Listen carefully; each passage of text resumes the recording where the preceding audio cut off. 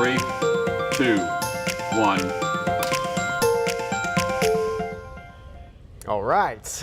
Good Got a little morning. clap going there, David. Yeah, Very how about nice. The producer yeah. back there get us all in rhythm. Boom, boom. I like that music. I like man. it. Let's go. Kinda Yeah. gets you pumped up. Put your hands together. It is good stuff. Good stuff there. Yeah, good We're going. the band on stage. Yeah, get your Yeah, hands together. Hey, absolutely, absolutely. good morning and welcome to KSAT 12 News Yeah. Now. Streaming, podcasting from the KSAT 12 newsroom, Doing it David. all, right? You're a podcaster, man. You're an influencer. You're a broadcaster, a podcaster. Well, let's not get carried away.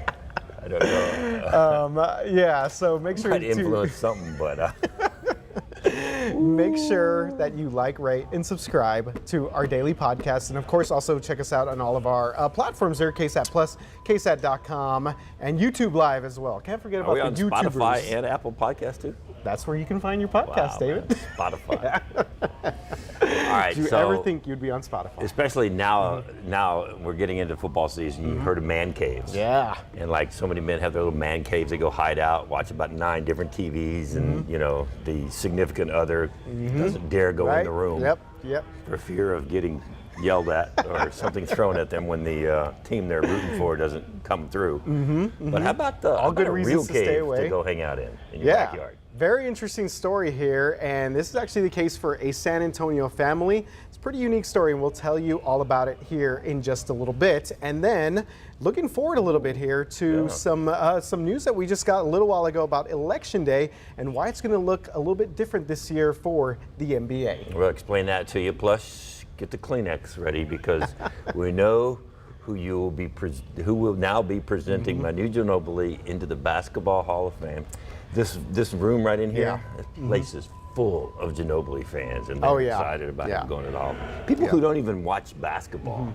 Who, I mean, you know, I realize that there are some people in here that don't keep up with the Spurs every day, but they know who Manu is. Yeah. And they are pumped up. Yeah, it's going to be a very emotional scene there. So we'll talk about one Spur presenting another Spur here. Take a guess on who into you the think latest that honor. might be. Yeah, exactly. Just take a guess. And David, of course, we were talking about the latest in Uvalde after another heated school board meeting. We'll find out what is the latest there with the district police chief. But I want to start, David, with this really crazy, just tragic shooting in the South Dallas area. Very, very sad. We're going to start with a brawl at a kids' football game. It ended with the death of a coach in the Dallas area. This all happened Saturday night. The suspected shooter is the brother of former NFL star player Aqib Talib. All right, so Talib's older brother, Yaqub Salik Talib, turned himself in to authorities on Monday after police identified him as the suspect in that shooting. And so he basically is accused of pulling out a gun after a fight broke out between opposing coaching staffs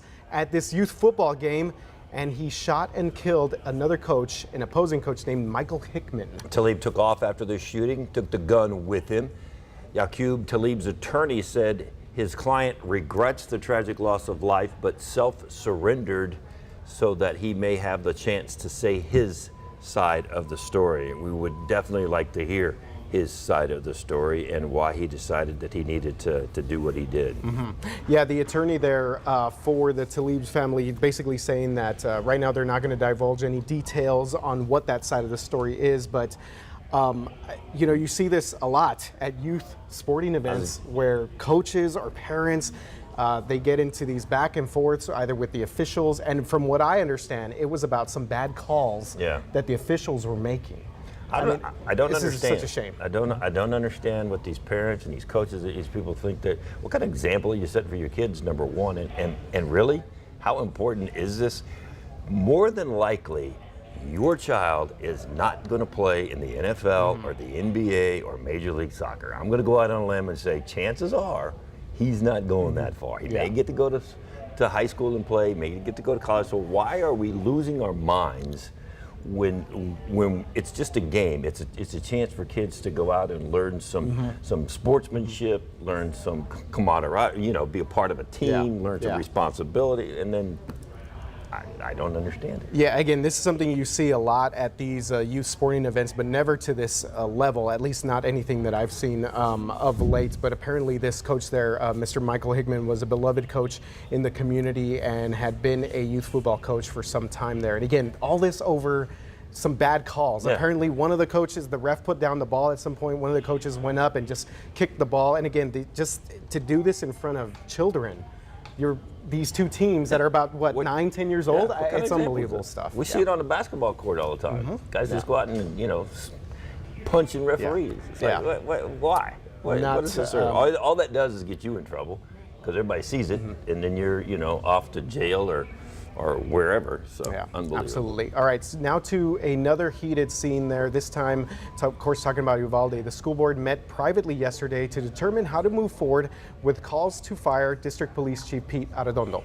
Yeah, the board unanimously voted to hold a termination hearing. As for when that hearing is going to take place, the board will share that with the parents first before they announce it to the public. And although this was all decided behind closed doors, there was a public forum beforehand where for the first time we heard someone publicly defend Police Chief Arredondo. This was Pastor Gilbert Limones. He was one of the first people shot at by the shooter outside of Hillcrest Memorial Funeral Home, and he said that the police acted with extreme caution and the shooter was the only person responsible for this tragedy. Yeah, he obviously met with some outrage. He was confronted by parents outside of the meeting, and regular board meetings are held on the third Monday of each month, so you know that all this frustration builds up over weeks, and then they come to these meetings and they get to express their feelings. Yeah. And this pastor was expressing his feeling, expressing his thoughts. And obviously a lot of people did not agree with him. Yeah, we've said this from the very beginning of this. I think that this is such a small, tight-knit community. Basically, everyone knows everyone. And I'm sure that there are some people there that see the police chief side of things, that see sort of the officer side of things in this case, too. This is the first time actually hearing someone maybe say this publicly. And of course, that's going to get many of those families upset because they have continued to fight for any form of justice for these victims here. And we see it at every meeting now, city council meetings, the school board meetings.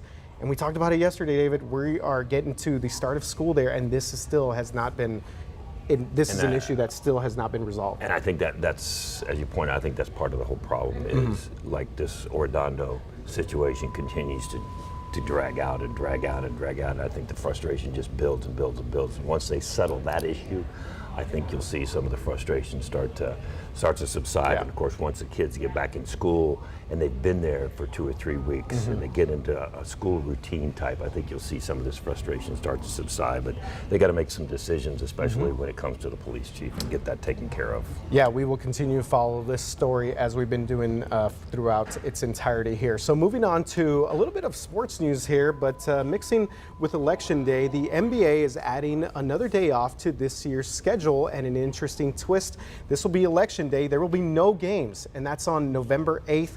That is the midterm election day. Yeah, the league is going to have a full slate of games the night before the election on November 7th. And what they're hoping to do is get teams to take the opportunity to encourage fans to get out and vote.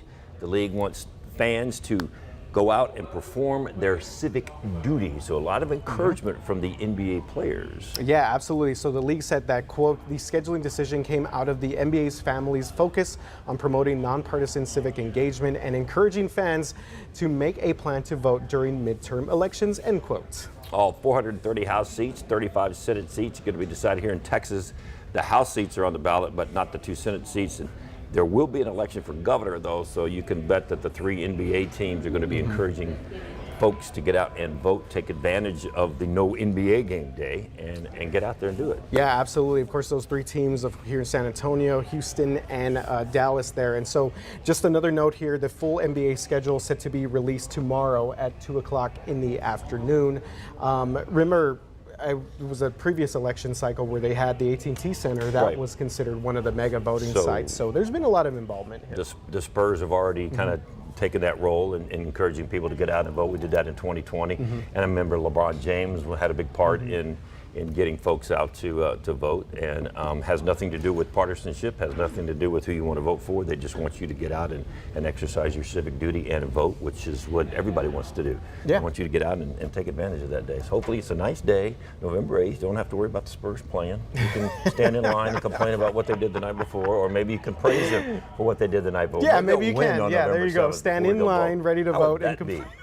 Everybody standing in line going, wow, I met them Spurs last night. Yeah. Well, yeah, and again, we will be following the latest with the NBA schedule there. It'll be interesting to see how many national TV games, David, you think we're gonna get? I'm going less than Less than whatever you're going to Less say than is two. probably the right answer. Yeah, it is a Yeah. rebuilding year for our San Antonio Spurs. What's worse than rebuilding? We'll find out this season. Yeah. All right. All right, Yeah. David. Well, Speaking of the Spurs, the glory days. Let's go back in let's time go back to the a glory little days, bit. The big glory three, days here. Tim, Tony, Manu. So we were talking at the top of the show, like, okay, who do you think is going to be presenting Manu when it comes time for him to be inducted into the Basketball Hall of Fame? Yes, this will be none other than the great Tim Duncan, who will be doing the honors for, again, his Big Three teammate at this year's Hall of Fame ceremony. Very cool stuff here from Tim presenting Manu this year.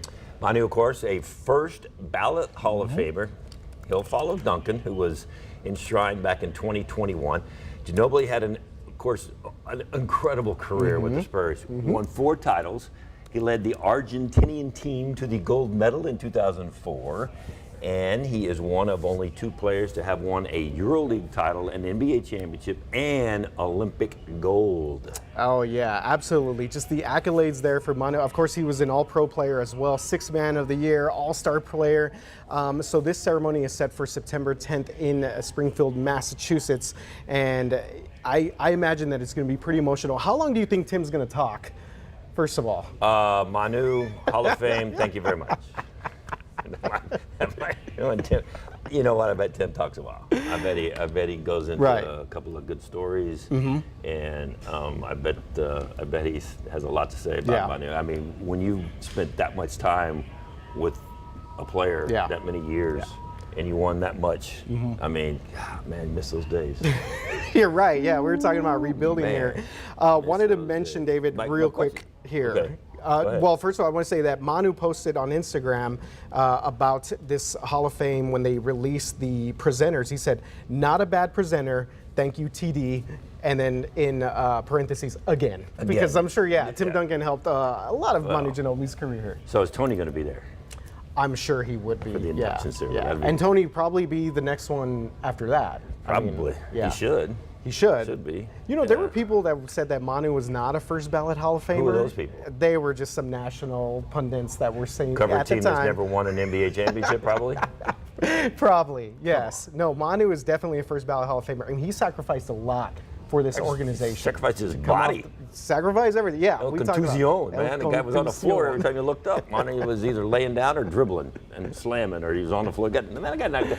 Yeah. There always a debate of who ended up on the floor more, Manu or Tony. Because Tony was always falling on the floor, Yeah, too. absolutely, yeah. One of the most gonna be beloved great. players there in Spurs That's gonna be history. great. So, yeah. Who said he won the first? These are some national people, They don't David. know. You know didn't how watch they the like Spurs. to just dismiss See, that's the problem Spurs. with San Antonio. They get no respect. Yeah, no respect here. But congrats to Manu and Tim. Going to be a big part of that ceremony there, September 10th. All right, David. Now, this is a good one. This was a good one. Okay, so maybe you guys missed this story from over the weekend. A great story here. San Antonio home is getting national attention, not dismissal here, national attention because of a very unique backyard feature. A lot of homes have man caves, as we talked about earlier, but what about an actual backyard cave? Just like natural bridge caverns. Yes, so a couple living just a half mile away from that attraction discovered something similar in their backyard, literally. So they've got an Edwards Aquifer cave with 3 rooms filled with flowstone, if I get that right. Yep, flowstone mineral rocks, a parachute shield. I have no idea what that is. Me neither. And many other unique features, but it looks awesome. Yeah, they discovered it back in 2004 when they bought the house. And after putting in a lot of work to preserve it and show it off, they put the cave, the 2.5-acre property, and the 4-bedroom house on the market. You think it took long to get a contract on that deal? Probably not. How do you even list that? Yeah, Nah. cave comes with the cave. So the realtor says that her phone has been ringing off the hook since word spread about this property. You can figure that. And it's currently under contract. Didn't take long, I'm sure. No, But definitely not. That is interesting. How do you list that? 4-bedroom plus a cave. 4-bedroom plus a lot of cave space, I guess, right? A lot of caves. Pretty cool stuff there. Speaking of the aquifer that thing sits over.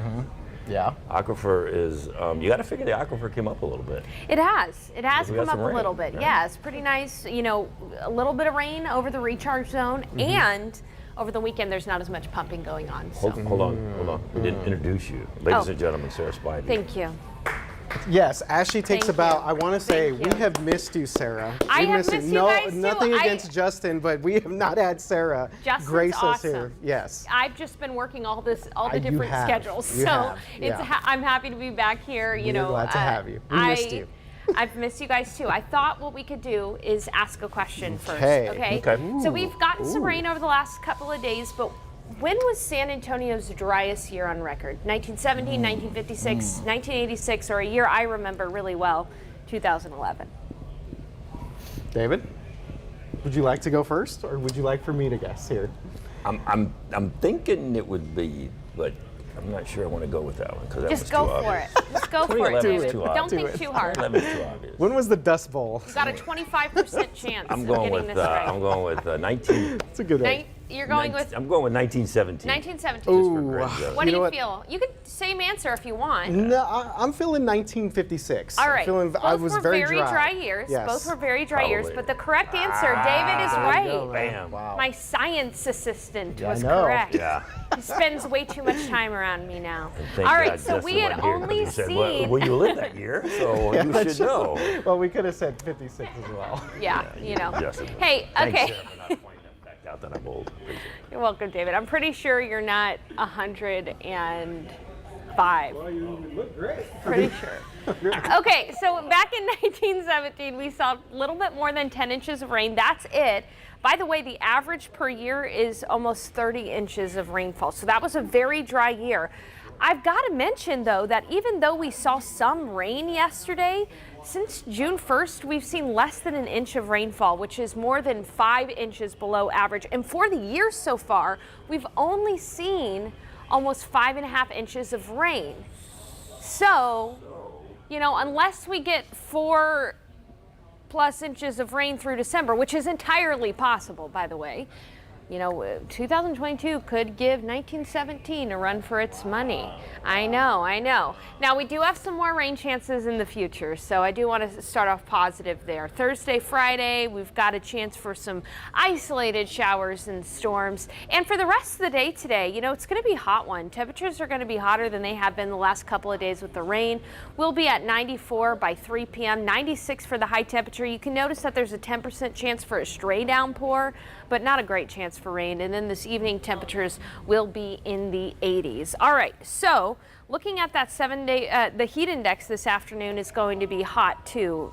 Dew points are going to be high, so it'll feel like 100, even though the thermometer will read in the upper 90s. Back to the 7-day forecast. Again, a chance for an isolated downpour Thursday, Friday, and even into the weekend, we could see a few isolated rain chances. Coming up at noon, David, you'll be with me at noon. We're going to talk about the tropics too. Ooh. So not 100 on the board, we like that. And Yeah, we'll be close on Thursday though. you mentioned it a second ago, so explain to those watching and listening why I'm your assistant. Oh yeah, David and I were taking Love up y'all's the promo. mantle from Yeah. Katie Blake last year, and we're going to be doing science experiments live in classrooms. If you want me to come to your class, if you're a teacher and do an experiment, you can email me at sciencewithsarah@ksat.com. We are looking forward to that. Yes. Got some responses. We're excited about it, going back to the classroom. Hopefully, you know, spill some stuff, make some messes, blow some stuff up, whatever. It's going to be awesome. Sounds like a great day. Yeah, just sounds like like a some- fun day in class for those students We've got and some teachers. Bunsen burners and some beakers, baby. We're coming. burners. We're coming to a class near Bunsen you. burners, beakers, possibly blow some stuff up, maybe. Maybe. You know, I'm sure the teachers won't let that happen. No, definitely not. But yeah, I love your all's, the promo that we've had on our social media pages. Like, Yeah. it's really cool stuff there, man. Yeah. We are looking forward to getting back Make sure you into have the your classroom. goggles, right? I don't want to forget those. Yeah. Well, Is that it? That is it. Yes. Another bro show in the books? Another bro show is in the books. Yeah, we appreciate you guys being with us on KSAT News Now. Make sure to like, rate, and subscribe to the podcast as well, just in case you missed us live. But why would you ever do that, right, David? I don't Why would you think ever miss us live? Here's a look at what's coming up at noon. Ursula Perry and Sarah Spivey will be back. All right. We'll be there. So Okay. we'll see you at noon. All right. You guys have a great Tuesday.